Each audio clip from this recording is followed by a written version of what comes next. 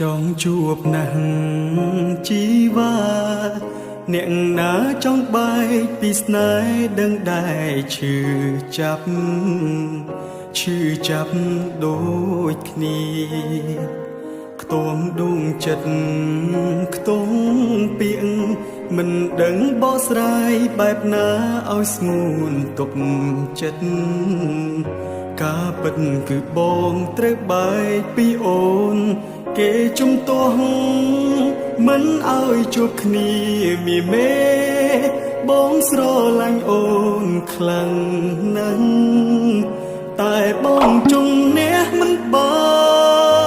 នបងដឹងបងផ្លែកខំកាលគ្រាមុនខំប្រចង់ឲ្យអូនដកចិត្តពីបងមិនហ៊ានប្រាប់អូនផ្ទាល់មាត់សុំតបផងដែលបងផ្ដោក្តីសង្ឃឹមតែពេលនឹងបងដកយកក្តីរំពឹងវិញឲ្យចិត្តនន់ខ្ទមតោម្នេញឈឺចាប់ខ្លាំង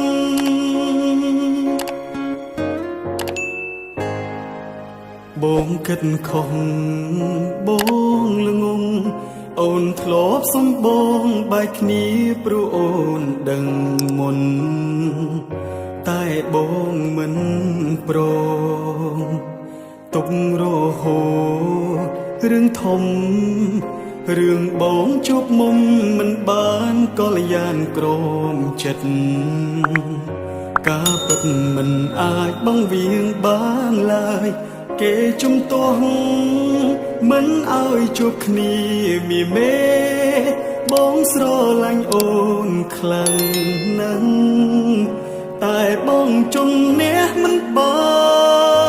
នបងដឹងបងផ្លែកខំកាលគ្រាមុនខំប្រចង់ឲ្យអូនដកចិត្តពីបងមិនហ៊ានប្រាប់អូនផ្ទាល់មាត់សុំតបផងដែលបងផ្ដោក្តីសង្ឃឹមតែពេលនឹងបងដកយកក្តីរំពឹងវិញ